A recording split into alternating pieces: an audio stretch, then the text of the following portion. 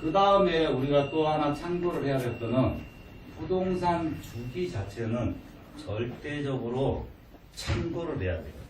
부동산 주기는요, 10년 주기라고 그러잖아요. 그래서 10년에서 12년을 잡고 부동산 흐름표가 있어요. 부동산 흐름표라는 게.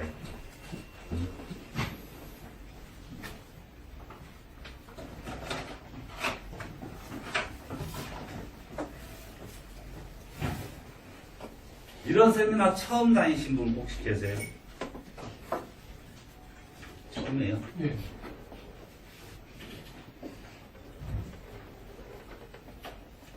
부동산 아파트 투자를 딱 자기가 거주하는 집을 제외하고 요 근래에 1, 2년 전에 2, 3년 전에 처음 사보신 분들도 그런 생각을 못 하실 거고 또 그런 시장이었다는 것도 못 느낄 겁니다, 사실.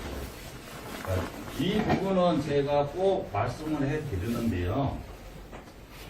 항상 이 자체가요, 여기서 여기 자체가 10년에서 12년 단위로 이렇게 흘러가요, 보면. 그러면은 요 시점보다 요 시점이 얼마 정도 올라가냐면은 보통 20, 30% 상승을 합니다. 요 시점과 요 시점이 20, 30% 상승을 하고요. 기본적으로. 그런데 문제는 우리가 지금 제가 이런 말씀을 드린 적이 있어요. 지금 현재 서울의 아파트를 사면 은 돈을 벌 수 있다 없다? 없다. 있다가 답이죠. 이렇게 표현을 하면. 왜? 15년 갖고 있으면 벌어요. 15년 보유를 하면. 이런 분들이 이 시장 흐름을 이해를 못 하신 분들이 계시거든요. 자, 내가 15년 전에 내 집을 장만을 했어요. 그리고 다른 투자는 안 하고 열심히 살았어. 그런데 내가 살 때에 비해서 내 집이 엄청 올랐거든. 진짜 그런 분들 많아요. 그런 분들은 무조건 집 사면 올라간다 이렇게 생각하시거든. 사실은. 근데 15년씩 갖고 있으면은요, 웬만한 집은 올라가요. 웬만한 곳은. 그런데, 자, 문제는 이 2008년도에 10년 전에 아파트를 산 분들이 지금 이 정도 올랐어요. 10년 전에 압구정동, 용산, 음마 아파트, 이런 아파트 기준들을 보면은요, 10년 전에 최고가가 15억이었습니다. 음마 아파트가. 10년 전에.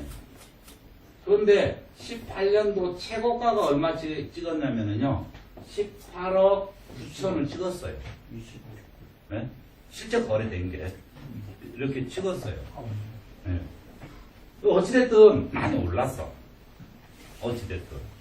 근데 중요한 거는, 자, 5년 전에 2012년도에 구입하신 분은 몇 퍼센트가 올랐느냐면은 한 140% 정도가 올랐다는 사실이에요. 여기서 하신 분은 20, 30%밖에 안 올랐거든요. 근데 5년 전에 사신 분은 100% 이상이 올랐다는 거거든요. 그러면은 15억짜리 아파트가 5년 전에는 얼마였을까? 7억 5천이 거의 평균가였어요. 평균가. 기본적으로. 그래서 우리가 8억 잡고 8억 그냥. 이 서울의 이 주기라는 게, 주기를 우리가 절대 무시하지 말고 참고를 하자 하는 이유 자체가, 시장은 항상 이렇게 올라가지는 않더라는 겁니다. 무조건 사는다고 해서 계속 올라가지는 않아요. 그만큼 세월이 흘러갔을 때 이게 가능하거든요. 그러면 우리가 이런 거를 봤을 때 정말로 부동산 투자라는 거는 어떻게 해야 된다? 투자를 해야 되는 시기가 있구나. 이거를 우리가 좀 생각할 필요가 있어요. 이 시기를 맞췄을 때 부동산 투자하면은 무조건 벌 수 있다라는 이 논리가 일치가 되거든요. 근데 실질적으로 투자를 하면은 부동산 투자는요 무조건 벌 수 있어요. 어느 때 부동산 투자하더라도 무조건 벌 수가 있습니다. 그런데 요 논리로만 하면은 무조건 벌 수 있는 투자 자체는 어떤 지역을 선택을 하느냐, 투자 지역, 또 어떤 부동산 매물을 선택하느냐에 따라서 이런 결정이 되고 그렇습니다. 그래서 지금 2018년이 이제 끝나고 2019년도 투자 패턴을 찾아가야 되는데 과연 2019년 투자 트렌드는 어느 쪽으로 가고 내가 이러한 투자를 하려면 어떤 지역에 무엇을 투자를 해야 되느냐, 이게 그만큼 중요하다는 거거든요. 그러면은 지금 현재 아파트를 투자한다 라고, 상가를 투자한다 라고 했을 때 기본적으로 우리가 평균적으로 봤을 때 요게 더 여기서 더 올라가느냐 이렇게 가느냐, A, B, C로 갔을 때 A로 갈 가능성은 굉장히 희박하다 이거죠. 아까 말씀드린 대로 유동자금이 묶였어요. 그래도 우리 시중에 돈은 많습니다. 사실은 개인들은 참 돈이 많지만은 실제 부동산 시장에 투자를 하시는 분들 90%는 비현금 가지고 하거든요. 별개의 유동자금 가지고 해요. 사실은. 자, 지금 보자고요. 지금도 보면은 아파트 분양 시장만 보더라도 다 못돌아고들 애쓰는데도 불구하고 집이 없는데 무주택자인데도 불구하고 청약도 못해요. 이런 분들 많아요. 왜? 부업이 넘는 것들은 대출 자체가 안 되기 때문에 아예 접근을 못해요. 자, 그렇다면 이분들이 올 초 작년만 해도 어땠을까? 무조건 할 수 있었거든요. 무조건.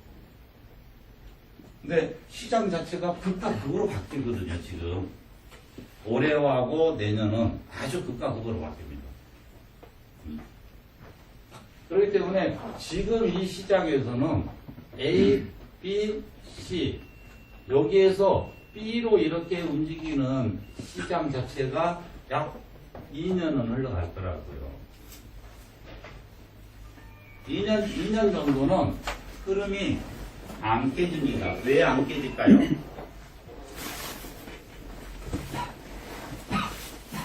심리적인 투자 자체가 살아있으니까. 심리적.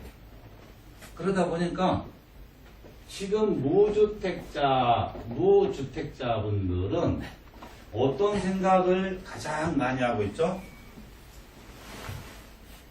하루라도 빨리 집을 장만해야 된다, 이 생각이 간절합니다. 왜? 지난 2, 3년을 지켜보니까 이러다는 아예 내가 평생 집도 못 장만하겠다, 이런 생각이 듭니다. 그러다 보니까 살아있어요, 시장 자체가. 그래서 분양시장 자체는 계속 한 2년 동안은 그렇게 갈 수가 있죠. 분양시장이 죽는 순간부터는 기존 시장은 아웃돼 버립니다. 아예 아웃돼 버려요. 그래서 항상 여러분들의 아파트 시장을 좀 집에서도 관심 있게 흐름 전망을 이렇게 살펴보려면은 나는 분양시장하고 관계없어. 그래도 분양시장을 보시는 게 도움이 많이 돼요. 선호 지역과 선호 평수들의 경쟁력을 보면 됩니다. 경쟁력을 계속 체크를 하다 보면은 지금 시장이 어떻게 좀 움직여 가고 있구나. 이런 부분들을 알아갈 수가 있어요, 사실은요.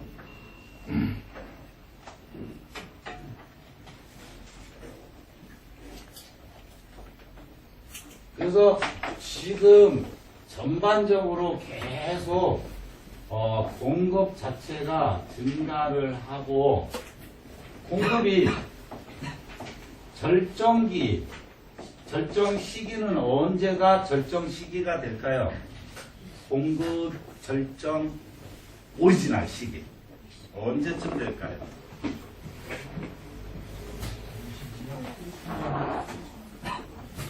왜 22년? 이제 지금 공급이 그때 가면 재공급이 안 됩니다. 재공급 아까 그랬잖아요. 24년 5년까지 재공급 계속 된다니까요. 근데 절정기 공급이 입주나요?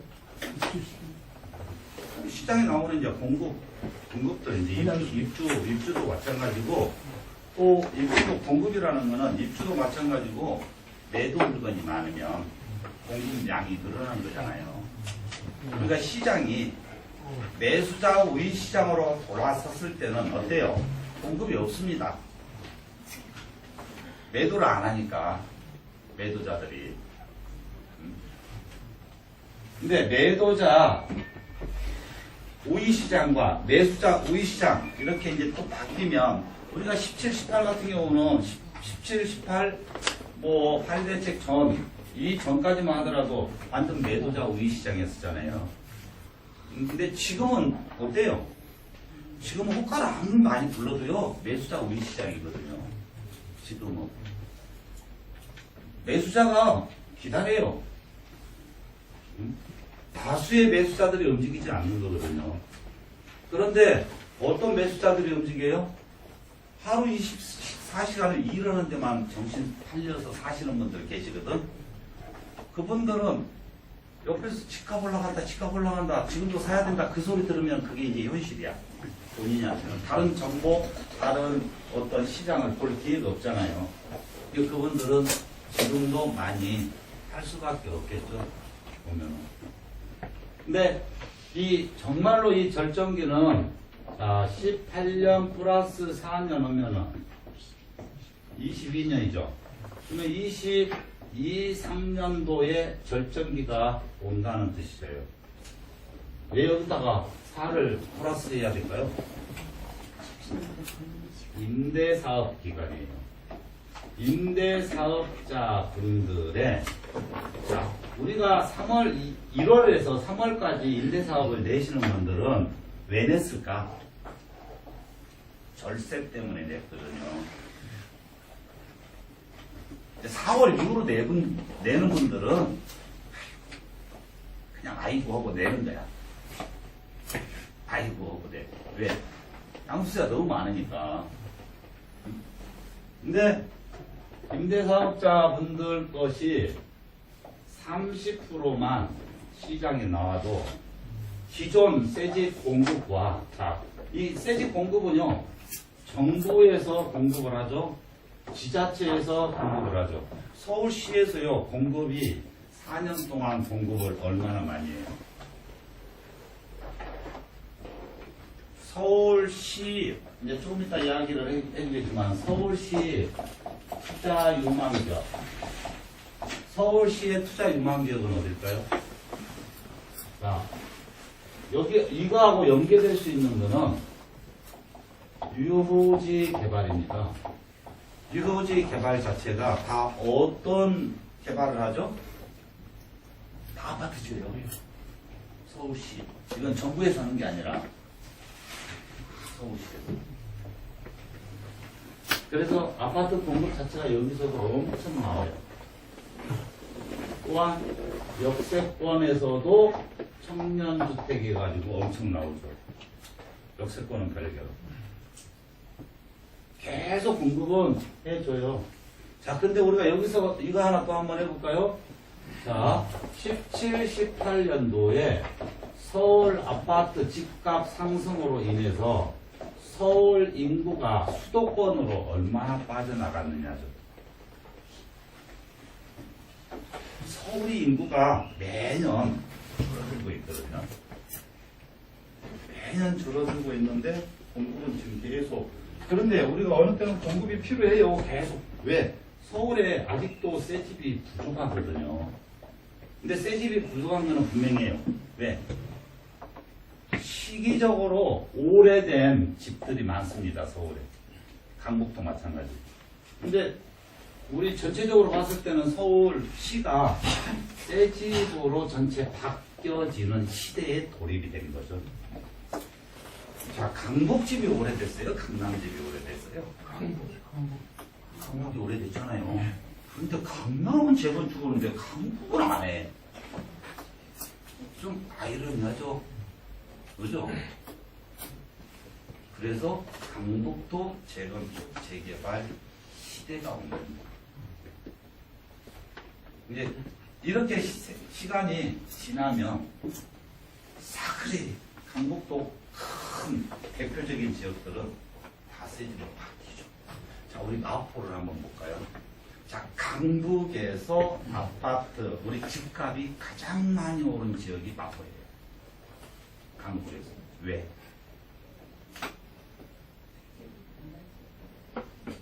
사람이 많이 늘어났어요. 교통망도 좋았지만은 클럽이 활성화가 되면서 클럽 참 그 무시할 게 아니야. 우리 자 봐봐요. 가수 하나가 외국에 가서 히트치니까 어때요? 한국 제품 불티나게 팔리잖아요. 그러듯이 우리 어른들은 클럽 자기 딸이 클럽 간다면 어떻게 할까? 우리 얼른 갔다 와 하는 부모가 50%가 될까요? 안 될까요? 안 되겠죠?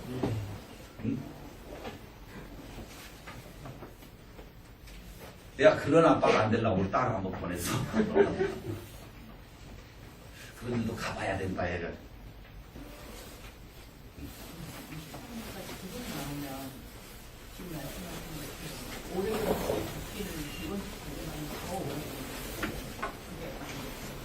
이제 강북이 이렇게 계속 강북이 늦은 이유도요. 인재 재개발 재건축을 시작하는 게 아니고 이미 10년 전, 15년 전부터 시작을 했어요. 근데 진도가 안 나가는 거예요. 강남은 진도가 강북에 비해서는 빨라요. 그 차이가 뭘까요? 가격 차이. 있는 사람이 강남이 많았어요. 영장률 차이가 많이 예? 영장률 차이가 많이 나요. 강북에다 1000%를 주고 강남에다 300%만 준다 해도 강북이 늦어요. 한국 가격이 싸니까 누가 오질 않지. 예?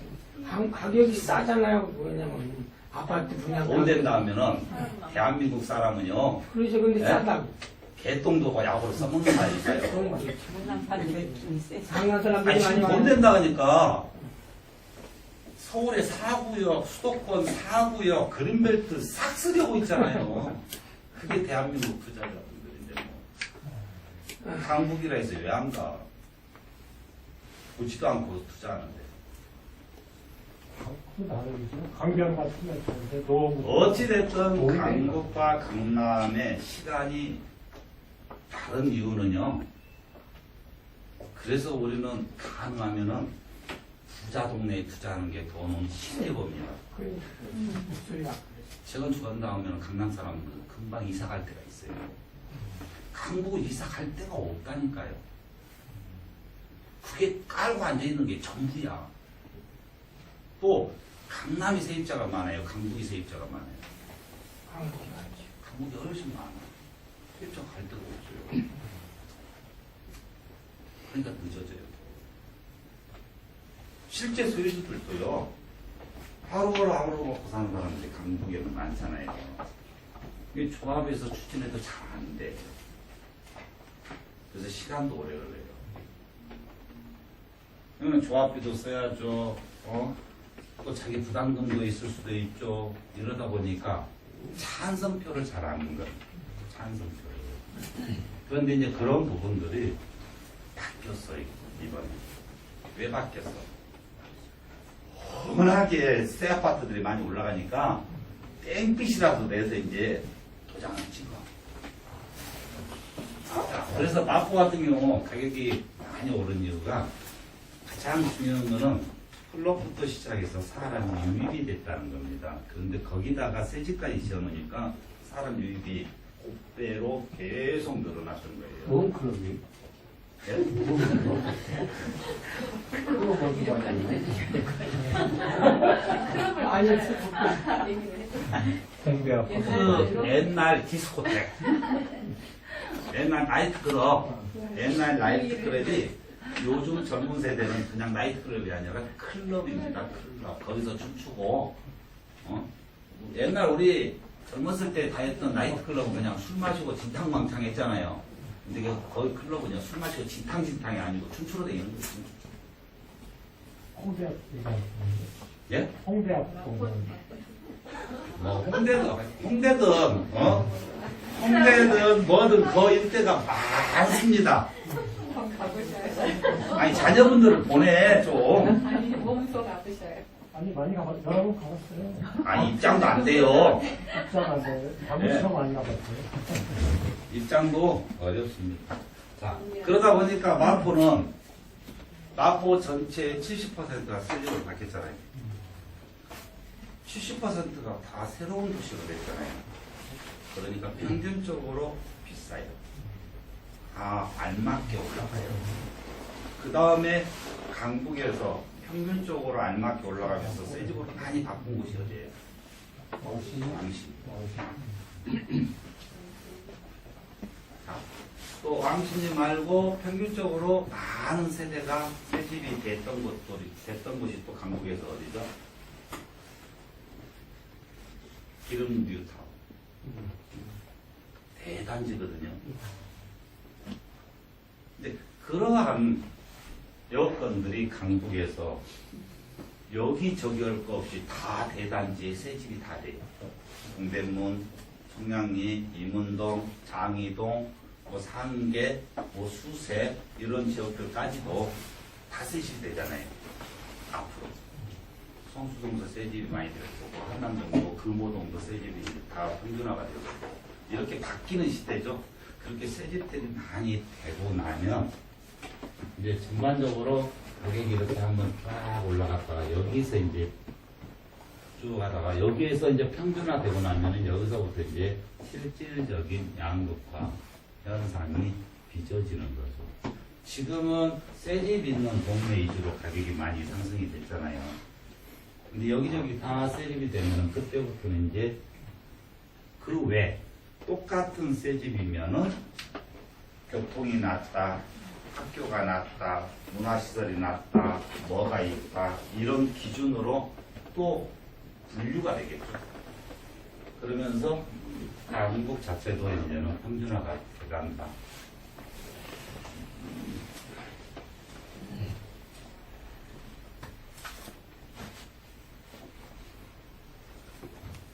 그리고 또 우리가 지금 이제 이 시장 자체를 다시 점검을 했을 때는 3, 4년 동안에 급상승을 했는데 이 급상승 가격대 자체가 너무 한계적, 어느 적정 어떤 가격대까지 상승을 했다는 게 중요해요.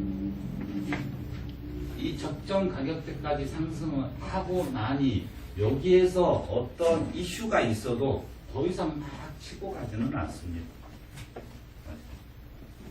항상 우리 이런 게 있었잖아요. 계란 파동이 났을 때요. 계란이 2만원, 3만원, 4만원 막 올라가던가요? 그 한계점이 있잖아요. 너무 이게 비싸다 하면은 그때는 어떤 시장에서 어떤 것들이 생겨요? 수요자가 참어요. 첫 번째는 수요자들이 참어버려요. 근데 지금도 아파트가 너무 비싸다 하니까 수요자들이 어때요? 참는 수요자가 또 많아졌다는 거죠. 상대적으로. 이 부분에 들으신 분들 자체는 다시 한번 점검을 자기 보유 부동산에 대해서 점검을 하는 시점으로 생각을 하시고, 요분들이 내년 봄에 아마 기회가 온다라면은, 갈아타기를 못하면은, 어쩌면은 쭉 보유를 해야 될 가능성이 높을 수도 있어요. 자, 이렇거든요. 사람이라는 거는. 내가 5억에 매수했는데, 9억까지 올라갔어요. 그런데 9억짜리가 8억으로 떨어졌어. 그래도 3억은 번 거잖아요. 수치상으로. 근데 다수의 소유자는 어떻게 계산하죠?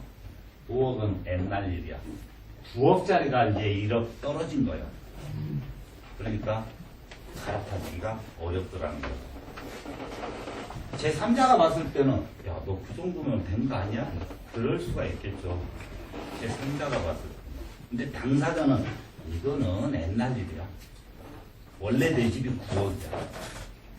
근데 8억으로 떨어졌거든. 그러니까 여기서 못 갈아타요. 이런 분들이 우리가 생각했던 10년 전에 매수해서 어쩔 수 없이 10년 동안 또 보유한 사례.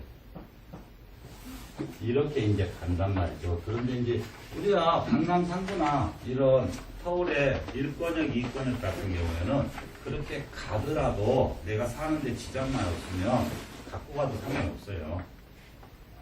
그런데 그러지 않는 지역, 예를 들어서 10년 전에 비해서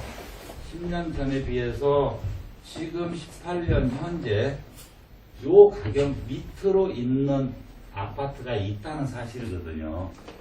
아파트도. 근데 여기서부터 이제 앞으로 또 10년 후에는 요 가격보다도 아래에 있는 아파트가 요게 예를 들어서 20%였다라고 하면 이게 30% 이상 늘어난다는 겁니다. 이 또한. 더 올라가지만 더 올라가지 못하고 요 금액보다도 훨씬 아래로 떨어진 퍼센트가 늘어나요. 지금보다. 여기에 속한 부동산이 있다라면 과감하게 정리를 해야죠. 여기에 속한 그게 아파트, 상가, 오피스텔, 토지라 할지라도 뭐가 됐든 이 갈아타야 될 거는 미래 비전이 없는 부동산이다 라고 했을 때는 좀 과감하게 정리를 할 필요가 있는 시점이에요. 지금 뭐 전세 어떤 헬리오시티 때문에 송파 또 강동 고덕 주공이라든가 내년에 입주하고 막 입주가 이제 쏟아지면은 그쪽의 전세 시장은 굉장히 여파가 클 거예요. 상대적으로 입주가 많은 지역들은 전세 시장이 굉장히 갈수록 힘들어질 건데 그러다 보면은 어떤 이 매도 시점 자체를 찾기가 매우 어려울 수 있습니다. 사실은. 그래서 이런 부분을 혹시 보유를 지금 하고 계신 분이 있다라면은 좀 이런 부분을 다시 한번 점검을 내가 서울에 어떤 아파트를 했다면 그 지역만 놓고 살펴볼 게 아니고 전체를 살펴보고 이 지역성을 살펴볼 필요가 있다. 지금 여기서는 구형 메가 아파트를 개투자했는데 5억짜리가 4억에 지금 전세를 줬다. 2년 후에 이 근방에서 새 집 입주가 많다. 그럼 이 4억짜리가 전세 버티지를 못해요. 못 버텨요. 이 새 집도 싼데 물량이 한꺼번에 이게 나오기 때문에 전세 시장은요 한꺼번에 나오는 거거든요. 물량이 주변에 새 집이 생기면 한꺼번에 나와요. 그렇기 때문에 요거 못 버티기 때문에 결과적으로 요 부분에 대해서는 소송전으로 가는 수요가 엄청 늘어난다. 지금 실질적으로 세입자들은요 주인 동의 없이 보증보험에 전세금 보험을 들 수가 있잖아요. 이것도 너무 남발해서 지금 내년부터 강화를 좀 시킬 건데요. 그분들은 만기 되면 보험회사에서 돈만 타가버리면 되거든요. 나머지는 보험회사에서 주인하고 싸우는 거거든요. 아마 그러한 경매 물건도 가면 갈수록 이제 많아질 거예요. 그래서 이런 형태에 가지신 분들은 상당히 위험하거든요. 시장은.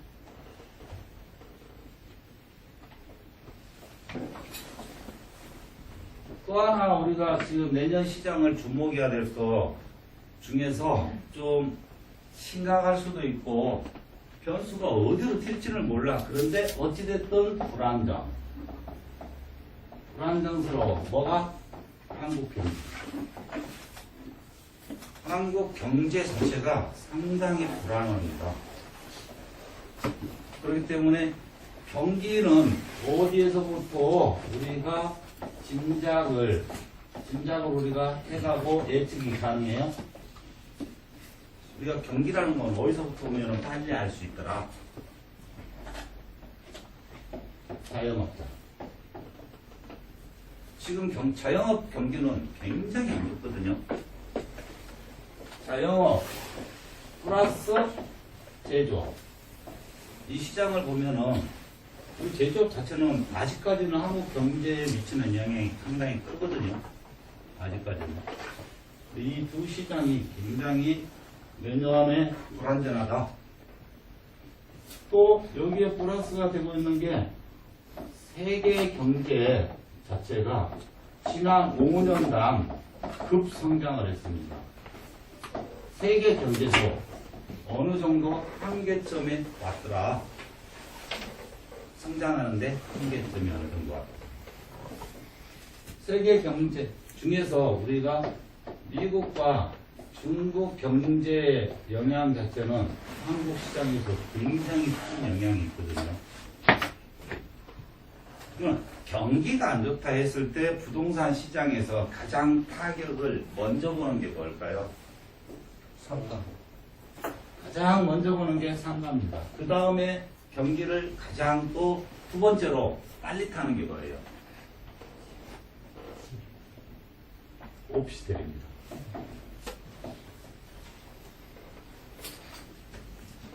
경기가 안 좋으면요, 오피스텔 공실이 급증가해요. 어디로 가요? 오피스텔을 거주했던 사람들이? 빌라로 갑니다. 오피스텔과 같은 동네에서 오피스텔과 빌라에 실질적으로 지출 자체가 20에서 40까지 나거든요. 같은 지역에서 오피스텔과 빌라 지출은 세입자 입장에서 지출을 보면 20에서 40만 원 차이잖아요. 그러면 세입자 입장에서는 굉장히 큰 비용입니다, 사실은. 그래서 이 두 가지 자체가 가장 타격을 많이 봐요. 이 두 가지가 타격을 많이 보다 보면은 결과적으로 어디로 또 빌라 아파트로 또 올 수밖에 없겠죠. 상대적으로. 그래서 좀 이제 상가도 대한민국 모든 상가가 그러는 건 아니지만 평균치가 높다는 거예요, 보면은. 그래서 상가 자체도 지금 분양이냐 기존 상가 사느냐 이런 부분에 대해서도 굉장히 검토를 잘 하셔야 될 겁니다. 자, 그러면 2019년 부동산 시장에서 조금 희망적이고 좀 비전적인 거 이런 부분은 뭐가 있을까요? 희망적이고 비전적이고.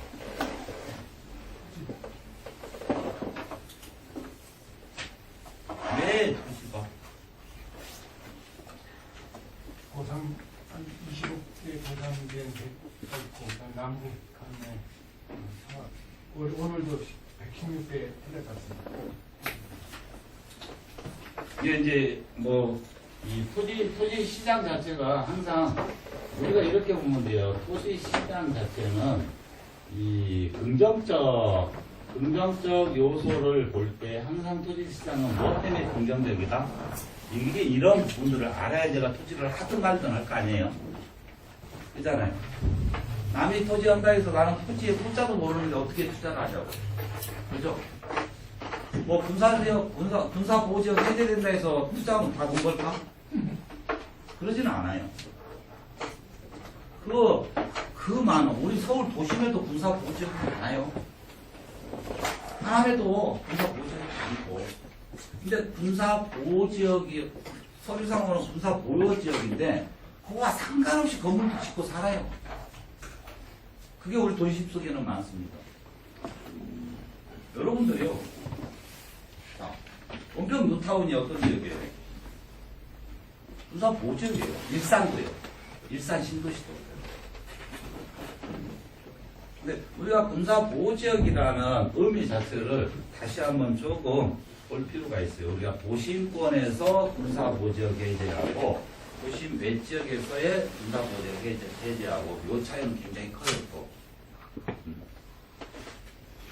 무조건 해제된다고 해서 그게 도움이 되는 게 아니고 토지 시장을 우리가 이렇게 좀 긍정적으로 보는 거는요. 첫 번째가 가장 중요한 거는요. 개발이에요. 개발. 자, 개발을 하면은요. 우리가 개발하면은 항상 이게 있거든요. 자, 뭐든지 우리가 운동 안짝이라고요. 뭐든지 이 이 투자 시장을 이렇게 우리가 보면은요, 공급이 증가하면 아까 이야기한 대로 가격이 부합이나 하락 가능성이 매우 높잖아요. 이게 공급 자체가 감소를 한다. 그럼 이 투자 시장에서 공급이 없어. 투자자는 많은데. 그러면 가격은 당연히 올라가는 거잖아요. 우리가 이 개발을 하게 되면은 공급이 증가되는 것들이 있고 감소되는 게 있습니다. 이 증가되는 거는 기본적으로 아파트를 포함한 빌라, 상가, 건물들이에요. 건물들. 이 감소되는 거는 개인적으로 토지는 감소가 되죠. 그만큼 사용을 해버렸다는 거죠. 어찌됐든 우리가 한정된 부동산 한정된 수치에서 감소가 됐다. 그러면 감소된 만큼의 가치가 올라가잖아요. 감소된 만큼의 가치가. 근데 이 감소된 만큼의 가치가 상승을 하는 거예요. 그런데 이 가치가 상승하는 거는 어떤 기준점이 있어야 돼요. 기준점. 이 기준점이라는 건 뭐냐면은 사용을 하면서 감소됐으니까 나머지 부분 중에서 사용 가능한 부분이냐, 사용이 가능한 것들이냐. 자, 예를 들어서 아까 이야기했던 금토 등이 개발이 됐어요. 개발이 되면서 사용 가능한 부동산들이 집도 벌어졌고 많이 없어졌습니다. 그럼 주변에 이렇게 봤을 때 금토 등의 땅이 이만큼 없어졌으니까 나머지 땅값이 올라야 정상이거든요. 근데 무조건 올라가요. 이 논리는 무조건 올라갑니다. 현실 자체로. 근데 여기에서 중요한 거는 얼마만큼의 부지가 사용 가능한 부지냐. 이 사용 가능한 부지에서 가격 자체가 폭등을 하는 거죠. 기준점 이상으로 가격이 올라가요. 기준점 이상으로. 근데 여기 그린벨트는 사용 가능하지 않잖아요. 이런 것들은 요 없어진 비례만큼 가격은 오를 수 있지만은 더 이상 올라가지는 않아요. 또 사용이 가능하기가 어려우니까 수요층 자체가 그만큼 적다는 뜻입니다. 근데 여기에서 사용 가능한 부동산 자체는 토지가 됐든 건물이 됐든 뭐가 됐든 주택이 됐든 폭등을 하게 될 수밖에 없죠. 그래서 무조건 토지 시장이 올라간다. 이렇게 보시면 됩니다.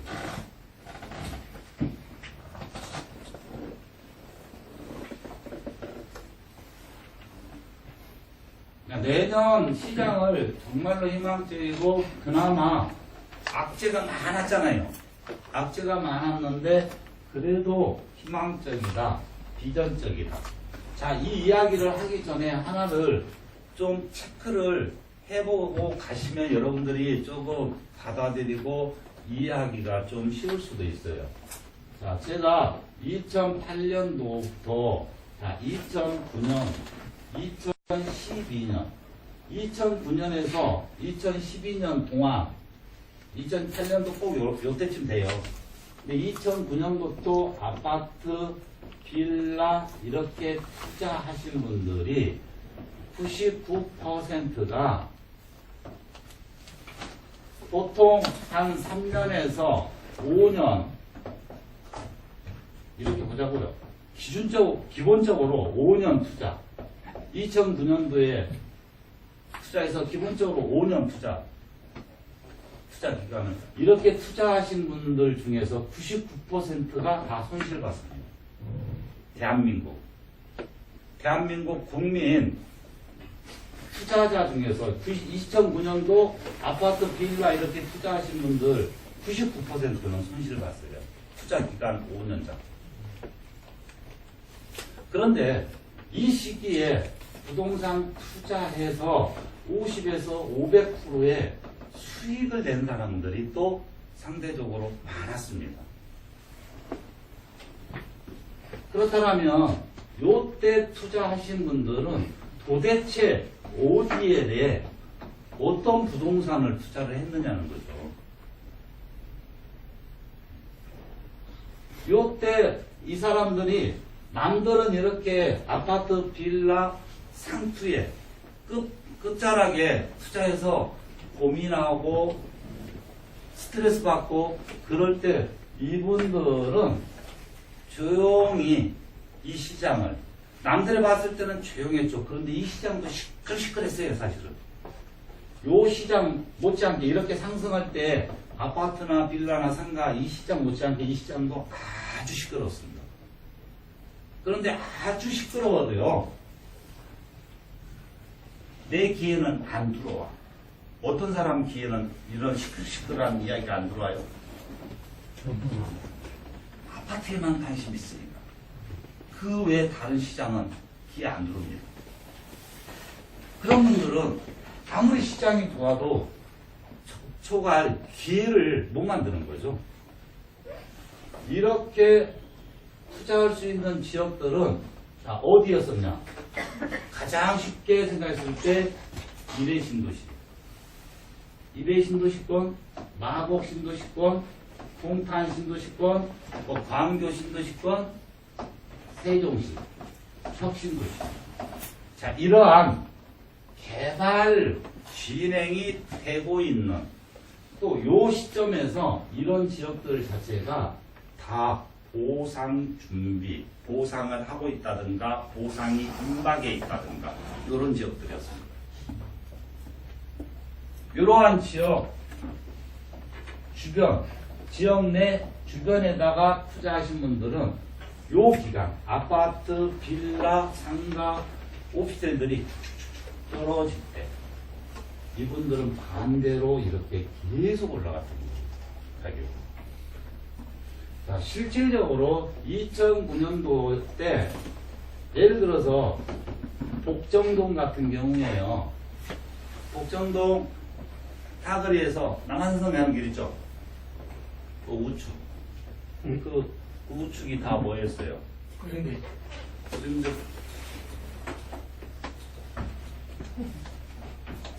하우스들, 꽃집들이 있었죠. 빈이라고 빈이라고. 그리고 거기에 집들이 몇 가구 있고 가든 몇 개 있고 막 그랬었잖아요. 그쪽에 가격이 2009년도에 얼마였을까? 2009년도에 250에서 350 갔어요. 자, 요게 2017년도에 얼마까지, 아니 2017년도, 네, 뭐 근래로 가보자고. 15년도, 2015년도에 얼마까지 올라갔냐? 2015년도. 2015년도 가격 자체가 얼마였을까요? 1800에서요, 2500 갔어요. 뭐, 동탄 신도시, 동탄 제2신도시, 동탄 신도시에서, 자, 오산에서, 동탄 신도시 옆에서 오산에서 용인 가는 길이 있죠? 하나시시라는 쪽으로. 그 도로변들이 2009년도에 가격이 얼마였을까? 2009년도에 도로에 붙은 것들이 10에서 30만 원 같습니다. 10에서 30만 원.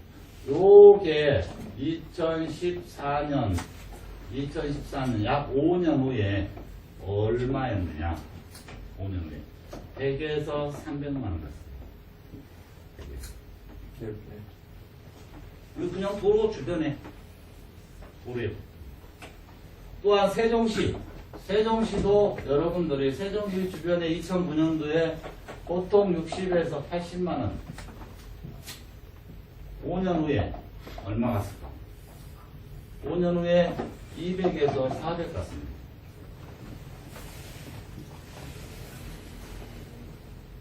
근데 이렇게 부동산 시장은 흘러가요. 자, 여기서 우리가 봐야 될 거는 어떤 것들이냐면은 항상 부동산 시장을 보면은 정권 바뀜에 따라서 정책에 따라서 또 경제적인 부분에 따라서 또 유동 자금에 따라서 여러 가지에 의해서 매년 또 때로는 3에서 5년에 한 번씩이라도 수시로 이런 부분들이 뭐가 바뀌냐? 트렌드가 돈 되는 부동산 트렌드들이 바뀌거든요, 사실은. 우리가 과일을 사 먹는데 지금은 이제 하우스가 보편화가 돼 있어가지고 그런 것들을 많이 못 느끼잖아요. 우리가 사 먹으면서도 비싸다, 뭐하다 이런 거를 잘 못 느끼거든요. 뭐 딸기만 하더라도 사기들이 나와버리니까. 근데 과거에는 어땠어요? 철 되면 당연히 비싸다고 느꼈고 철이 지나간 것이 있으면 귀하다고 느꼈잖아요. 귀하다고 느끼면 어때요? 비싸요. 사실은. 그렇게 바뀌거든요. 철 따라서. 근데 부동산 시장도 이런 전반적인 거에 의해서 매년 보면은 이 트렌드가 바뀌어요. 매년 어떤 지역은 똑같은 아파트만 보더라도요. 강남이 막 좋았었는데 갑자기 용산으로 넘어갔어. 용산에서 광진구로 이렇게 바뀌잖아요. 그렇죠? 또 어느 때는 아파트가 막 좋더만 수익형으로 바뀌어. 시장이. 또 수익형이 막 좋았었는데 갑자기 토지 시장으로 바뀌어. 트렌드가. 이거는 그냥 무심코 바뀌어지는 게 아니고 이미 바뀌어질 수 있는 예고가 돼 있다는 거죠. 정책이나 정권이나 경기나 유동자금이나 전반적으로 이렇게 분석을 해보면은 다음 시장은 어디로 간다.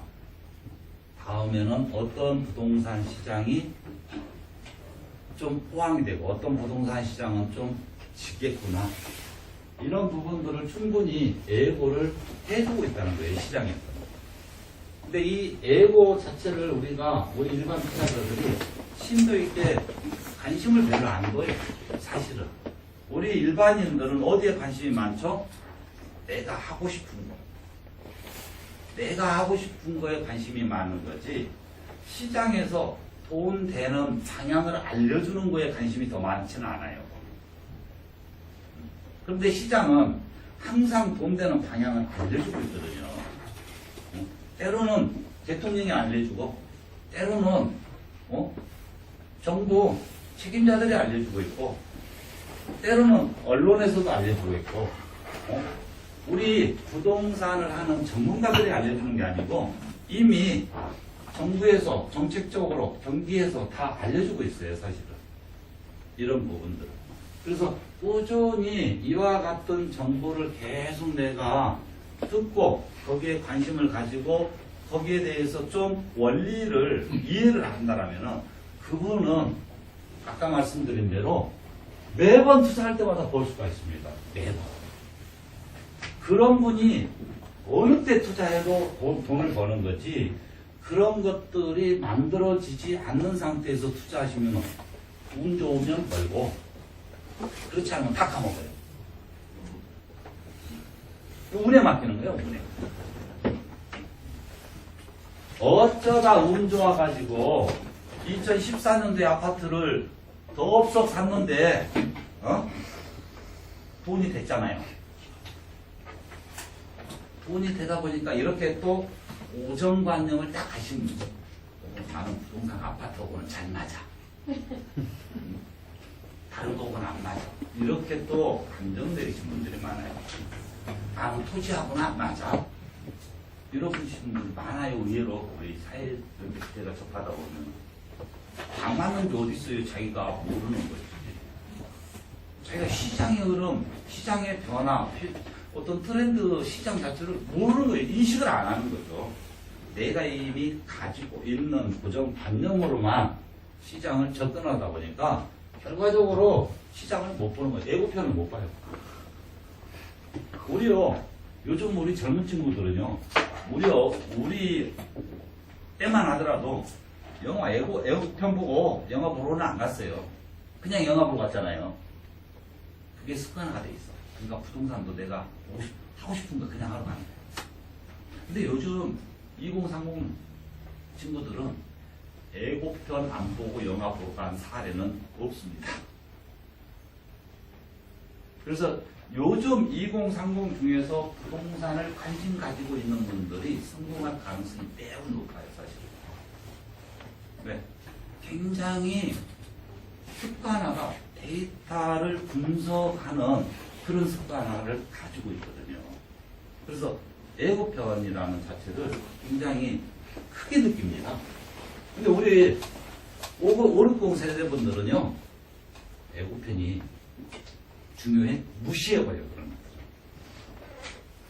그냥 내가 사고 싶은 거 가서 사면 돼. 그러니까 운 좋으면 벌고, 운 없으면. 이렇게 이해를, 개개인적으로 이렇게 이해를 많이 산 거예요. 아, 이거 하나 많이 벌었으니까 이거 좀 덜 벌어도 돼. 이거 좀 많이 났어도 돼. 이렇게 이해한들을 샀는데, 그러다 한번 잘못돼봐. 완전 큰코 다치고, 완전히 묶여서 언제 이게 현금화가 될지도 모르는 그런 부동산 투자를 많이 하시게 되죠. 근데 이런 어떤 우리 이제 투자자분들이 이런 말씀을 드리는 것보다도 어느 때 호응이 좀 많은 줄 아세요? 이런 이야기는 필요 없고, 오늘요 딱 성동구에 가서 어떤 아파트 사면은 미래 비전이 좋아요. 그 이야기 해줬을 때가 제일로 꽂혀. 우리 투자자들. 그래서 세미나 하면서도 현혹시키기가 아주 좋습니다. 이미 우리 투자자분들은 그런 준비를 하고 오시거든. 그러니까 예를 들어서 호텔이든 뭐 평택 렌탈하우스든 팔기 쉬워요. 왜? 요즘 수익률 별로 없잖아. 2년 보장, 5년 보장해서 수익률 8% 하면 어때요? 아주 좋은 거 아닐까요? 그러니까 세상 물정을 좀 어둡고 이런 시장을 자주 접하지 않으신 분들한테는 우리 같은 이런 세미나 하는 분들이요, 마음만 먹으면 아주 쉽게 할 수 있습니다. 토지도 마찬가지고. 그러다가 정말로 50대 되시고 정말로 남부럽 없이 사시다가 한 방에 인생 역전돼. 그 한 방에 인생 역전되는 게 뭐예요? 잘못 투자하시면 현금화도 안 되니까 돈도 못 쓰고 혼자 엉뚱 앓고 그런 생활을 했어요. 제가 여기서 많이 겪은 게 나이가 들수록 투자는 잘해봐야. 근데 이런 게 있어요. 세상 경험도 많으신 분들이 우리 2030 세대보다 더 사기를 잘 당해. 부동산 사기요. 세상 그냥 많으신 엘리트들이 다 당해요. 엘리트 되신 분들. 왜 엘리트라고 자청하는 분들이 사기를 많이 당할까요? 왜 그럴까요? 예고가 가네. 예? 예고가 너무 가네. 물정은 몰라. 아, 물정 모른다고 그분이 생각하실까요? 자기가 제일 똑똑하다고 생각하니까 그래요. 자기가 제일 똑똑하다고 생각해요. 그래서 사기도 더 쉽게 받습니다.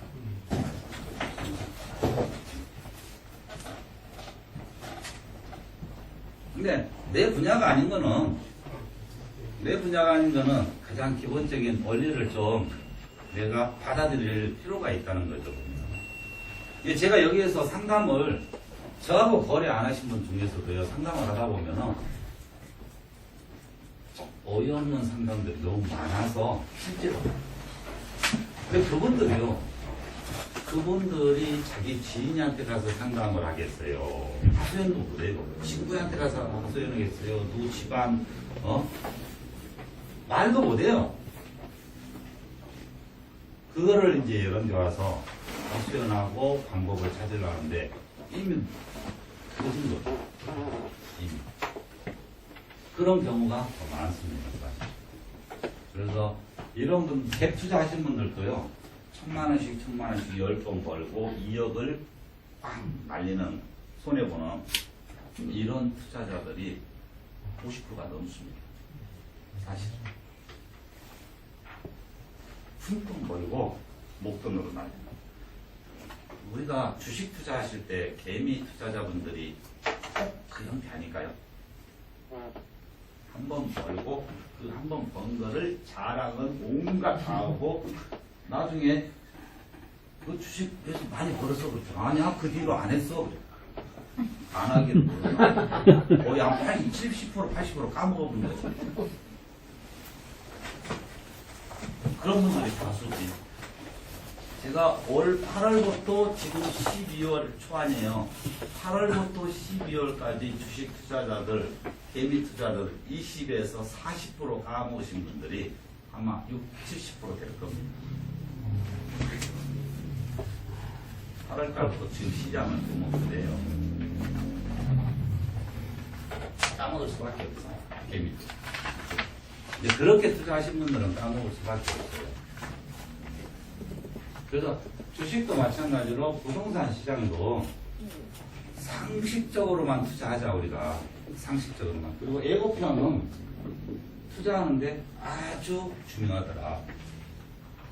이 예고편은 정치, 정책, 경기, 유동자금, 어떤 공급, 모든 시장을 종합한 부분이 제대로 된 예고편입니다. 사실. 이것만 잘 익히면요, 어떤 투자를 해도 어디에 가서 투자해도 다 벌 수 있습니다.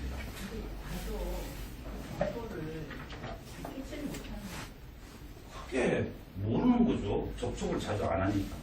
자, 3개월에 한 번씩 접촉해서 많이 본인은 접촉한다고 생각해. 자기 생활 비례해서, 자기 생활하는 거에 비례해서 뭐 한 달에 한 번, 뭐 2달에 한 번 이렇게 이런데 참석하고 다녀봐. 무지 많이 접촉한다고. 그건 거 아니에요. 부동산 시장은 하루하루가 달라져, 하루. 그잖아요. 자, 보자고. 어제까지 재개발 잘 됐다가 오늘 아침에 취소되고 어떻게 돼요? 쪽박 사는 사람은 쪽박 사버려요. 거기서도. 재개발 구역이었는데 오늘 취소돼 버렸어. 그럼 여기서 쪽박 찬 사람은 40%, 또 여기서 득본 사람 한 30% 나와요. 취소돼가지고 득본 사람이 있고요. 취소돼서 이제 원금도 해소가 안 돼. 그게 한 40% 됩니다. 재개발이가.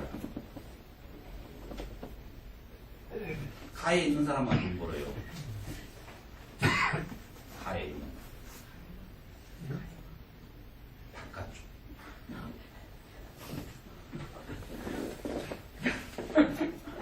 자주 다니면 가에 있다, 안에 있다 이런 것도 다 알아서요. 계란파가 나세요? 쪽밖에는 그 희망적인 게 뭐라는 거예요? 희망적인 그러니까 이런 걸 알아야 희망적인 거를 들어요. 교육을 잘. 근데 여기 오신 분들은요, 저한테 백날 결론만 물어보잖아요. 그렇지. 저는 답변 안 해줘요. 왜 그러냐? 제가 여기서, 여자리서만 12년 하지만은 답변만 알려고 오신 분한테 정확한 상담도 해준 적 없어요. 왜? 그분은 오늘 처음 오셨어. 근데 답변만 딱 해줬어. 그분한테 도움이 될까, 안 될까? 안 돼요. 믿지도 않아. 그런 분들은요, 어디, 여기저기 돌아다니면서 결과만 물어보고 되는 분들이에요. 그런 분들이 부동산 투자 잘한다, 천만에 말씀. 의미도 없어. 또, 거기 답변을 내가 정확히 해줬다고 치자고요. 객관적으로 봤을 때. 그걸 못 믿으면은 그 답변조차도 저 회사 가니까 답변도 엉뚱하게 해주더라. 그런 소문밖에 안 돼. 그분한테 도움을 주는데, 저는 여기 오신 분들이 왜 오시는지 알거든요. 돈이 많고 적고를 떠나서 부동산 투자를 잘해서 돈 벌려고 오신 분들이에요. 돈 벌 수 있는 정보를 들으러 오시고, 또 투자를 잘할 수 있는 투자 방법을 알려고 오시는 분들이거든요. 그런 분들이기 때문에 그걸 가장 크게 생각해서 그분들이 투자를 하되 실패하는 투자를 하지 말고 적게 벌더라도 무조건 벌 수 있는 부동산 투자를 하십시오. 이게 제 핵심이에요. 그렇지 않고 결론만 이렇게 가지고 제가 하는 회사라면 이 회사가 세미나 좀 하고요. 물건 여기다가 한 10개 걸어놓고 이거는 물건이 어떻고 장점만 다 해봐. 그러면 거기서 돈 있는 사람 저 금방 벌 것 같거든. 그러니까 거기서 계약하는 사람 나와요. 세상 돈 벌기 쉽습니다. 분양상가도요. 분양상가 하나 만들어 놓고 계속 그 지역 포장하고 이 상가 포장하고 미래 가치하고 뭐가 잘 됐다 하고 계속 해놔보세요. 그러면 돈 있는데 내가 그런 거 찾으러 다니는데 하는 사람 없을까요? 그럼 저는 돈 버는 거 아주 쉽습니다. 아주 쉬워요. 지금까지 제가 15년 넘게 세미나 하지만 세미나 하면서 물건 소개해 본 적이 없어요. 세미나는 세미나. 그래야 여기 오신 분들한테 도움을 드릴 수 있습니다. 실질적인. 다른 데 가셔서 다른 데 가서 거래하더라도 속지 말고 묶이는 부동산 투자하지 말고 비착하는 부동산 투자하지 말고 상투의 부동산 투자는 하지 말고 그러시라는 거예요. 무조건 벌 수 있는 투자를 해보시라는 거거든. 그게 자신 없으면 제가 그러거든. 여기 3개월, 5개월 계속 다니고 여기를 계속 한번 노크해서 한번 관찰을 해봐라. 내 돈을 가지고 과연 이 회사에서 나한테 돈 벌어줄 수 있는 부동산을 컨설팅 해주는지 만들어주는지 그걸 보시라는 거거든. 여기는요 물건 소개하는 데가 아니에요. 각자 개인마다 부동산 투자하는 목적도 다 다르거든.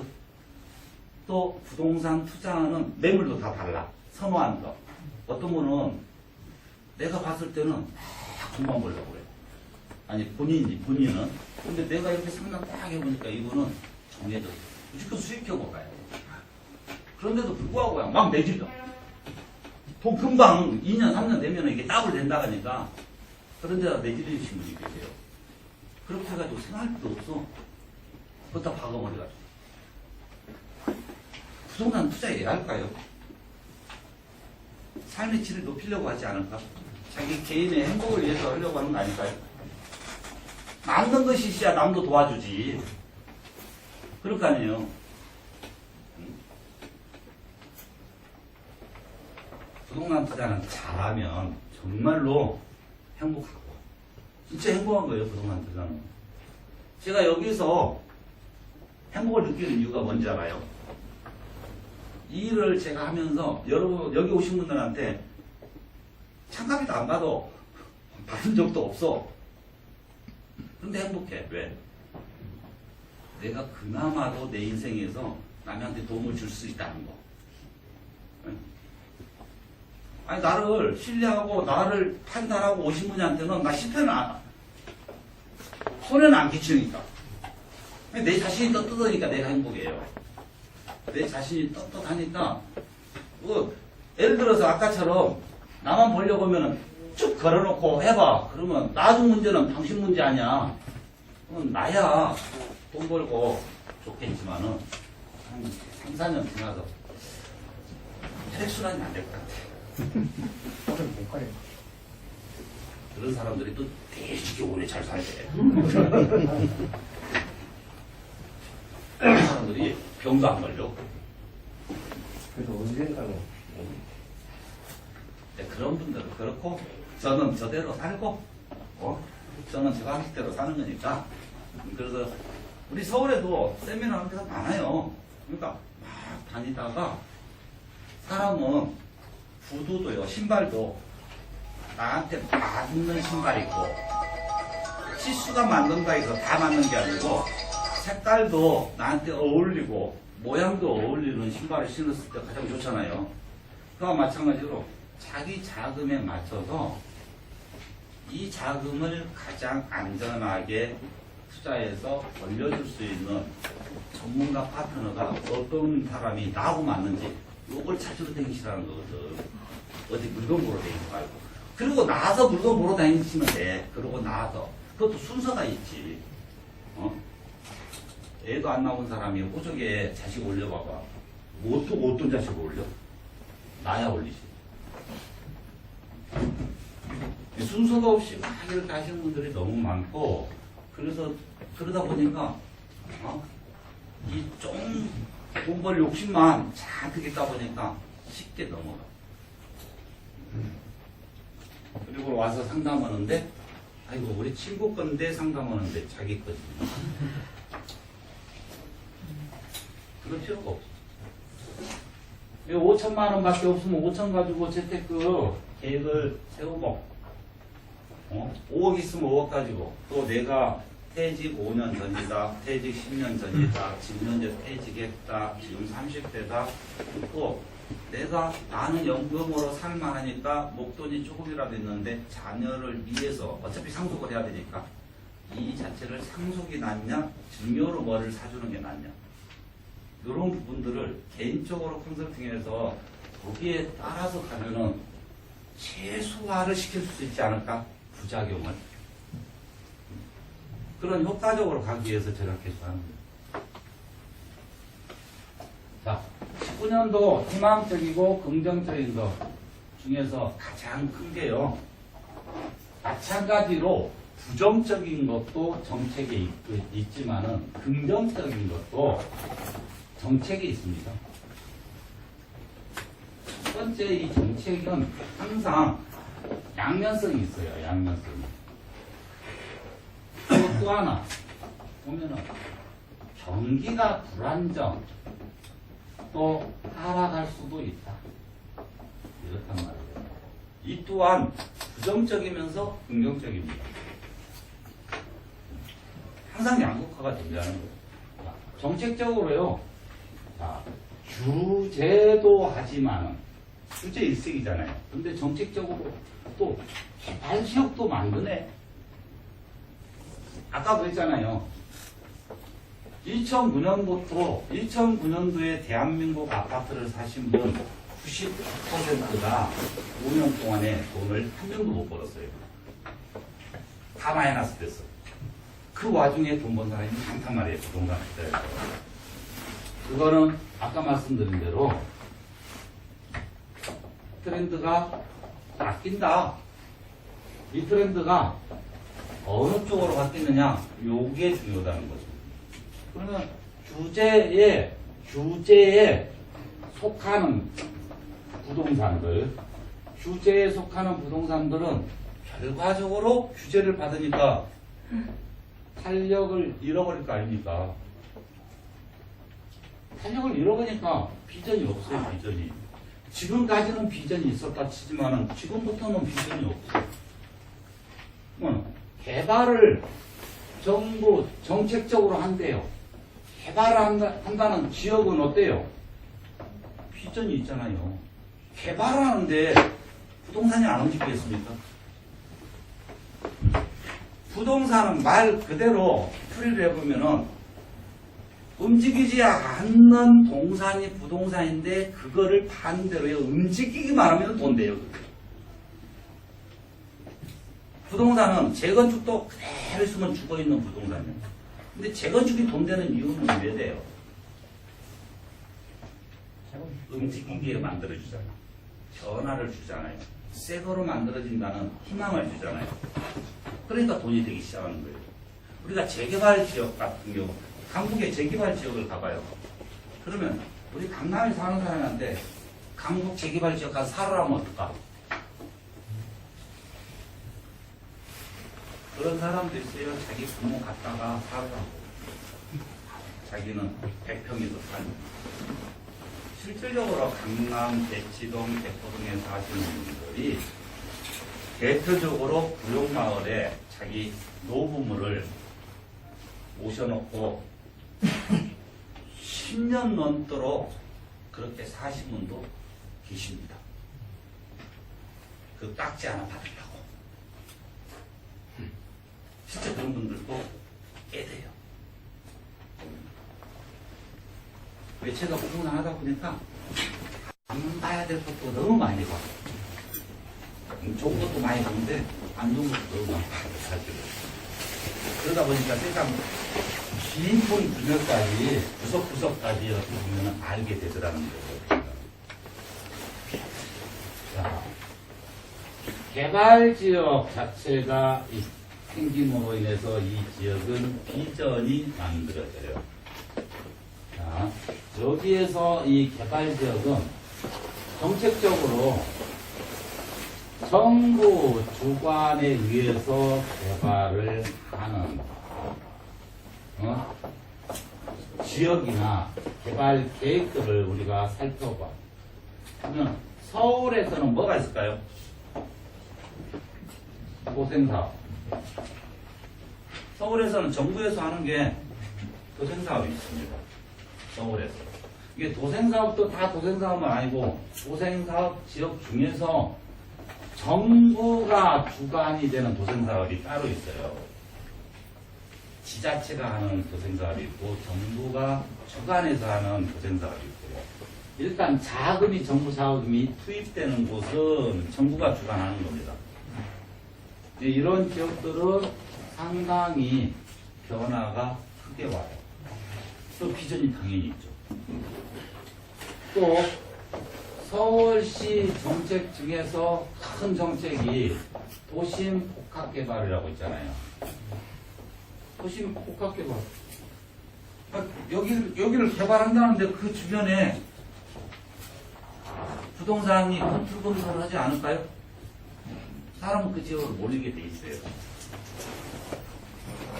또한 정부에서 주관하는 게 4차 산업단지를 조성을 하겠다. 우리가 4차 산업단지가 조성이 되면 그 효과는 굉장히 크다는 걸 이미 느꼈잖아요. 어디에서 느꼈죠? 평균 아직 되지도 않았어.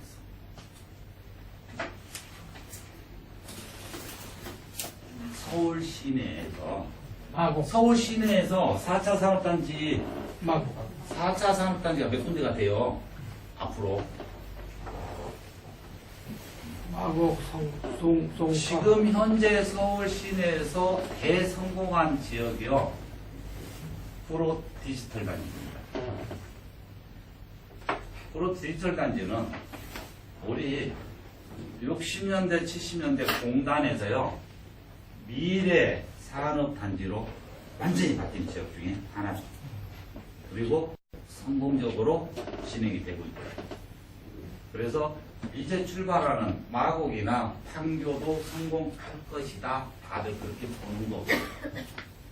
근데 그 외에 4차 산업단지를 서울에다가 몇 군데를 하게 됩니다. 오늘은 서울시 곳곳 막 찔러주는 것이 아니니까 이제 한 3개월을 쭉 들으면은 서울 4차 산업단지 후보지가 다 나와요. 제 입에서. 그러니까 어쩌다 한 번 오신 분은 수박 가다비 싣고 듣고 가는 거야. 근데 다 못해요. 그러니까 3개월을 꾸준히 빠지지 않고 이렇게 오신 분은 저도 이제 알 거 아니에요. 그러니까 그분한테는 꼭 내가 따로 찍어줄 때도 있어. 그렇게 정성 들여서 다니시고 그렇게 돈 벌려고 하시는데 또 그만한 보답도 필요하죠. 아니 생각을 해보세요. 이 식당을요, 식당 주인도 이런 게 있어요. 비싼 거를 먹든 싼 거를 먹든 꾸준히 오잖아요. 그러면 얼마나 고마운지 메뉴에도 없는 후라이도 해줘 준다니까요. 그게 대한민국 사람들이 인정 아닐까요? 그잖아요. 세상은 그거 무시 못해, 비즈니스에서. 맞아요. 자, 4차 산업단지 정부에서 또 투간하고 있죠. 그리고 또 서울시에서 추진하고 있는 게 역세권 개발과 아까 이야기했던 유지, 유후 부지들 개발. 이 자체는 대대적으로 이루어집니다. 대대적으로. 아시죠? 또 서울시에서 오늘 아침에도 발표를 한 게 있어요. 우리 투자자들한테 굉장히 맛깔스러운 내용, 맛깔스러운 정보, 맛깔스러운 내용입니다. 투자자 입장에서는 입맛이 당기는 그런 내용을 오늘 또 발표한 게 있죠. 보죠. 아침에 뉴스 신문 보고 오신 분 한 분도 아니시네. 프리벨트 하는 거 아니야? 아니 뭐 그거 안 잊어버려지지. 그거 보신 분이라면 내가 부동산에 관심 갖고 있는데 그걸 어떻게 잊어버려? 뭐 이것들이 미관지구를 재정비해서 종상향을 시킵니다. 예, 서울시 도시계획 자체가 재정비된다는 뜻입니다. 도시정비. 서울시 도시계획 자체가 재정비를 돼가지고 그동안에 아까 이야기했던 엊그저께 이야기했던 군사보호지역도 도심에도 있어요. 또 미관지구라고 있고 뭐 서로 띄워보면 미관지구라 대로 변인데도 불구하고 생각보다 층이 안 올라가. 그런 지역들도 많아요. 우리 서울 시내에. 그런 거를 풀어주겠다. 그럼 풀어주면 어떻게 되겠어요? 10층밖에 못 올라가는 것이 15층, 20층 올라가 버리잖아요. 근데 같은 재료를 가지고 더 큰 효과를 본다면 그 재료값은 어떨까? 상승이 되겠죠. 그렇지 않을까요? 그 재료들이 또 많이 만들어져요. 또 이제 정부에서 내년 4월에 발표를 또 대대적으로 할 거거든요. 근데 이게 이런 예고편들이 처음 오늘 한 건 아니에요, 사실은. 언제 이미 했냐? 서울은 몇 권역으로 나눠진다겠죠? 5권역으로 나눠집니다. 중부권하고 동부권, 동남권, 서남권, 서북권 이런 식으로 나눠져요, 서울이요. 그 중에서 이 용도지구 중에서 종상향, 용적률 상향이 가장 많이 이루어지는 지역이 동북권과 서남권이에요. 비율이.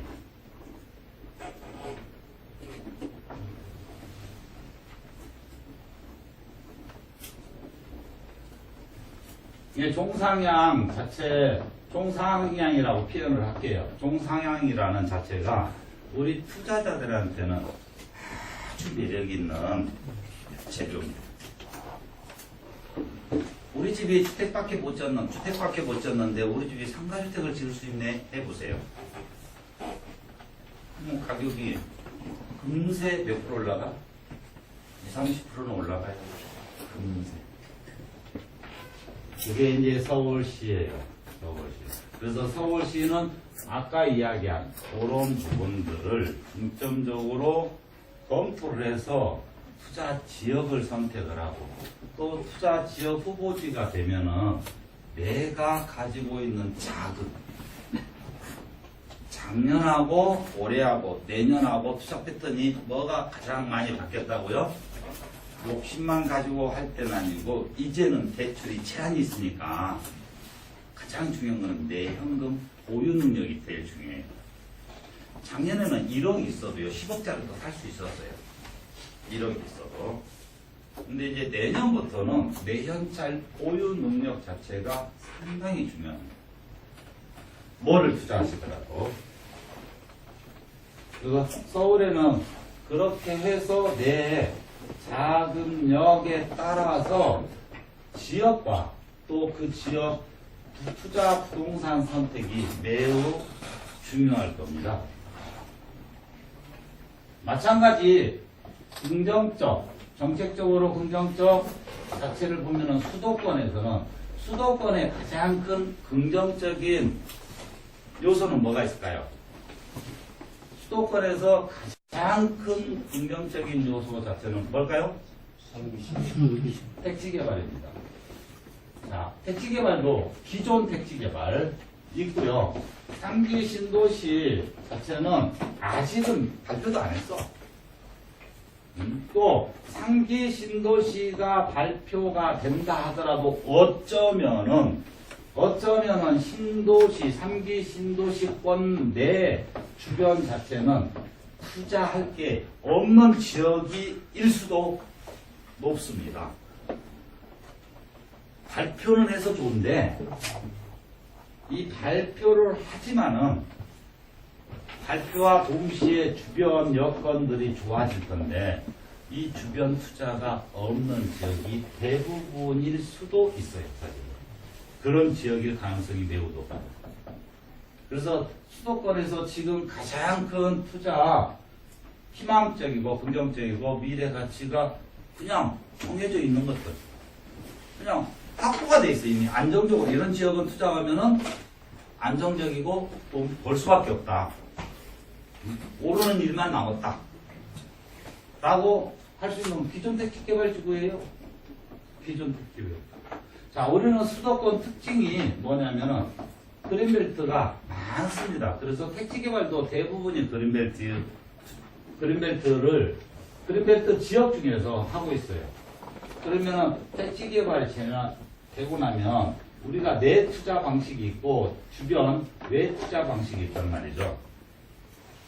내 투자야 어차피 수용이니까 여기에서 뭐 이택이든 뭐 입주권이든 분양권이든 뭐를 한다라고 투자를 하겠지만 외 투자는 그렇지 않다는 거죠. 자, 여기에서 투자를 정상적으로 잘했다, 두 개 다 잘했다 했을 때 투자 효과는 어디가 더 크냐? 투자 효과. 내 투자보다는 외 투자가 효과가 훨씬 크고 수익률도 높습니다.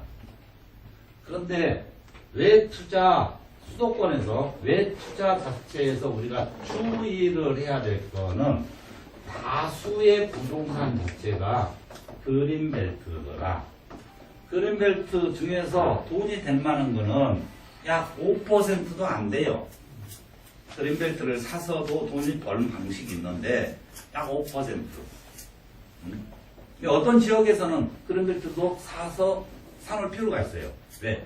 그 지역성 대비해서 입지라든가 가격 이런 것들을 종합적으로 분석을 해야 되겠죠. 그런데 여기에서 정말로 보장된 투자, 정말로 보장된 안전성에 대한 보장, 미래 비전에 대한 보장성에 대한 투자는 어떤 투자를 해야 되냐? 주변에 있는 그린벨트가 아닌 부동산. 그린벨트가 아닌 부동산만 내가 사면은 이거는 미래 보장은 그냥 만들어져 있는 거예요. 왜? 여기가 개발이 되면 될수록요. 여기가 지정되고 개발이 되고 이주하고 뭐하고 해봐. 그러면 되면 될수록 이주했다가 허전했다가 나중에는 여기 인구가 얼마나 많이 들어와. 그럼 이 주변에 그린벨트가 아닌 것들은 여기에다 아닌 말로 카센터만 하나 차려도 카센터만 차려도 돈 덩어리야, 돈 덩어리. 왜? 여기 들어온 사람들 차 한 대씩은 들고 올 거 아니에요. 그러겠죠? 또 여기에다가 말 그대로 꽃집만 하나 해놔도 아닌 말로 꽂지만 않아야 돼. 여기 또 얼마나 한때 많이 꽃이 들어갈까. 또 여기에다가 창고 하나 딱 지어가지고 임대를 줘도 여기에서 샤슈 장사만 해도 얼마나 걸까요? 커튼 장사만 해도 이불 장사만 해도 아니면 어디 도자기집 가서야 싸거든. 싼 거야. 새 거리로야만 응? 매트를 갖다가 벌려놓고 도자기 것은 또 잘 팔려. 입주하는 사람들 얼마나 살았다. 근데 여기에서 입주를 했으니 또 요즘에는 무슨 시대? 외식 시대. 집에서 잘 안 해먹어. 시켜 먹든가. 여기에다 가든 하나 딱 해놔봐. 박 터진다. 가든 하나 했는데 박 터지다 보니까 결과적으로 여기 10억밖에 안 갔던 것들이 여기 입주해봐봐요. 입주하면 얼마나 갔어? 여기 이주할 때 10억 갔어. 그럼 입주를 이제 약 50% 입주했다라고 하면 어느 정도 나갈까요? 이주할 때 10억 갔어요. 그런데 입주를 50% 했어. 그러면 여기 이 가격 자체는 최소한 30억이 넘어가는 거야. 왜 그러냐? 이 주변에는 아까 말씀드린 대로 이와 같은 물건이 한정적이고 별로 없거든요. 나머지는 다 그린벨트거든. 그래서 수도권의 가장 큰 거는 이것들이에요. 희망적인 거. 근데 수도권이 동서남북 할 거 없이요. 무지하게 많이 해요. 그렇지 않습니까? 여기저기서 무지하게 지금도 많이 하고 있어. 앞으로도 많이 하는데. 근데 그 여러 곳에서 하고 있는 지역 중에서 선택을 잘만. 또 우리가 선택하는 기준은 어떤 기준을 주면 좀 도움이 될까요? 주변, 인근, 또, 이, 주변이나 바로 인근이나 또 서로 교류가 가능한 도시가 주변이다. 그런데 이 도시 형태가 좀 더 서민층이 아닌 중상류층 도시다 라고 한 지역일수록 돈의 가치는 더 많아지겠죠. 미래 가치가 높아지겠죠. 쉽게 표현해서 서울인데 파주권보다 판교권이 훨씬 투자 가치가 높아진다. 가격이 막 올라가도요. 여기는 어느 정도 가격 올라가면은 수요층 자체가 뚝 그럴 수 있어요. 뚝. 근데 여기는 수요층 자체가 항상 있더라는 거예요. 항상 유지. 그리고 부자 동네에 가까울수록 부동산은 그 배우도 똑같이 같습니다. 그리고 수도권의 또 하나는 광역 교통망인데 광역 교통망 중에서 중심이 될 수 있는 교통망 역세권 수도권에서 이거는 이제 수도권만 막 할 때요 또 깊이 또 막 들어가요. 지방권에서 가장 긍정적이고 미래 비전, 미래 가치, 투자 가치 모든 것 자체를 삼박자를 완벽하게 갖추고 있는 지역이 어딜까요? 지방권에서.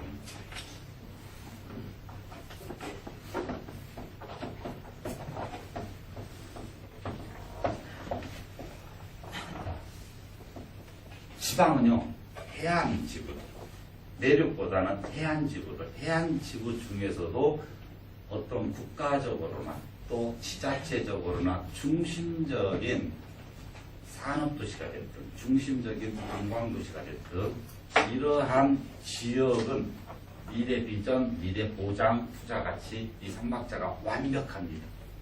왜 그러냐? 우리나라는 경상도를 빼고는요 해양 개발이 어느 수준이냐? 오히려 90년대보다 더 못합니다.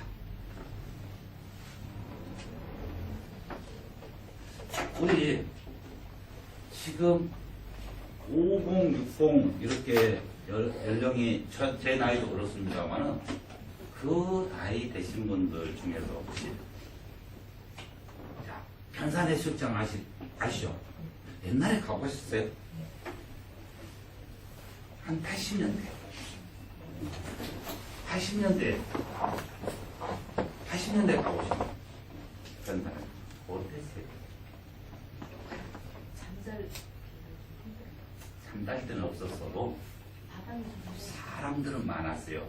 그게 언제보다? 작년보다. 작년, 재작년, 근래 2000년대보다 그때가 사람들이 훨씬 많았습니다. 70년대는 뭐였어? 자, 양양의 낙산 해수장이 80년대보다 2000년대가 손님이 훨씬 없습니다. 경포 해수장도 마찬가지고. 마찬가지로 안면도도 마찬가지예요. 오히려 우리나라 해안은요, 영남권을 제외하고는 마이너스를 걸었어요. 성장 자체가. 그게 다 도심으로 올려왔었지. 그리고 생활력은 좋아졌는데 각자 생활 능력다라든가 각자의 어떤 삶의 질은 무지 높아지다 보니까 그 돈을 쓰러 그런 여유를 느끼러 어디로 가요? 외국으로 가요. 왜? 대한민국에는 갈 데가 없어. 해운대를 가면 되는데 해운대는 비싸도 가요. 그런데 여름에 야가기가 힘들어서 못 가. 여러 군데가 있으면은 분산돼서 갈 거 아니에요. 그런데 편산이나 어디 강원도로 가보려고 하니까 또 마땅한 숙박이 없어.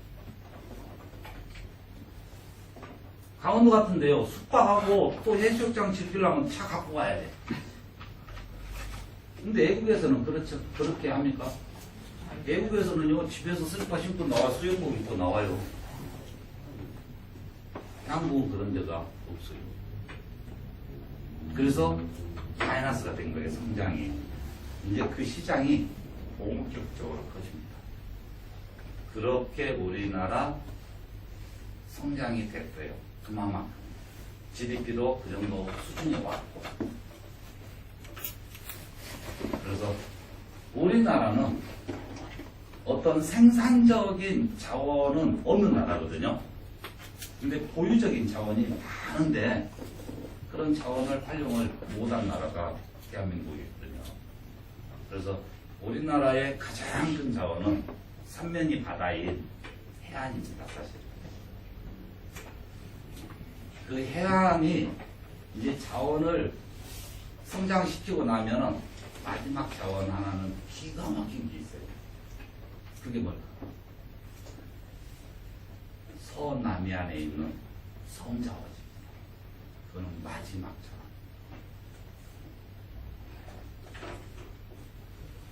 자원. 우리나라처럼 그렇게 서남해안 섬이 많은 나라를 가진 나라도 드물어요. 그때까지 살겠어요? 예? 그때까지 살겠어요? 이제 사장님이 이제 10년 후면은요, 그때까지 10년 살겠어요? 후면은 뭐가 만들어지냐면은요, 자, 사장님한테 제가 이런 질문 하나 드릴까요?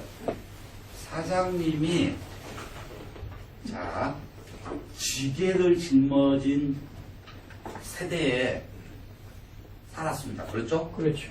근데 지금은요, 엘리베이터를 쓰는 세대예요. 한 세대를 사는데 완전 밑바닥에서 첨단 시설까지 다 살고 계시거든요. 그렇죠? 그렇죠. 그런데 이제 10년 후에는 어쩌면 밥 대충 먹고 약 하나 먹으면 배가 안 고플 수도 있어요. 그 시대가 올 수 있어요. 그렇잖아요. 그러면은 우리가 100세 시대, 100세 시대였는데 사장님이 앞으로 지금부터 50년을 더 사실 수도 있을지도 몰라. 더 사실지도 모르고, 사실은. 그렇죠. 근데 시대는요, 굉장히 우리가 빨리 가고 있거든요. 우리가 고작 제가 어렸을 때요, 저희 동네 전화기 한 대 있었어요. 한 대 있었어요. 근데 지금은 어때요?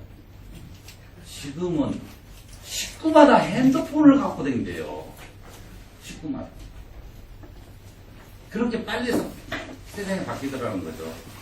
이 부동산 시장도 제가 봤을 때는 굉장히 빨리 바뀌거든요, 사실은. 그래서 점점 투자 자체가 광범위했던, 대한민국 부동산 투자가 광범위했었는데요. 이제는 투자가 점점 빠르게 어떻게 되냐면은 아픈 구석, 우리가 병을 치료할 때 아픈 구석만 딱 골라서 치료하듯이 부동산 투자자도요, 핵심 지역만 가져야 되는 그 시기가 너무 빨리 오더라는 거죠. 아무나 갖고 있는다 해서 부자 되기는 틀렸어, 이제. 대한민국. 우리가 7, 80년대, 90년대 초때만 하더라도 부동산만 많이 쓰면 돈 벌었어요. 근데 지금부터는 아무 부동산을 갖고 있는다 해서 돈 버는 시대는 아니라는 거죠.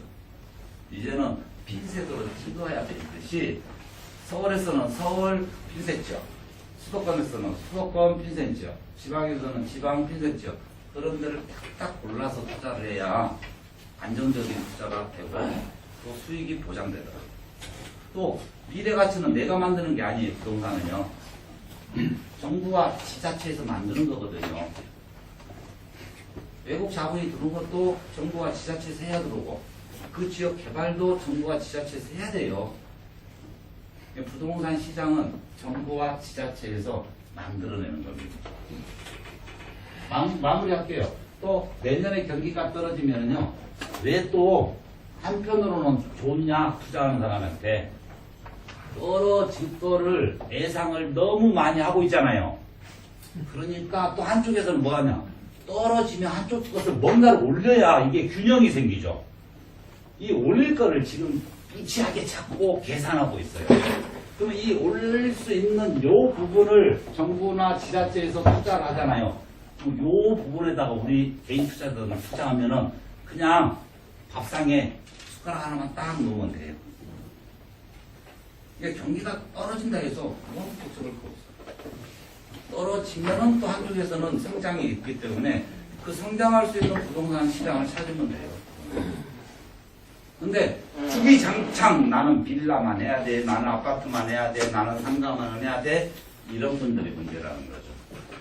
이런 분들은 조상님이 잘 돌봐주면 한번 벌고 또 조상님이 외면하면 왕창 까먹고 이게 반복될 겁니다. 자, 오늘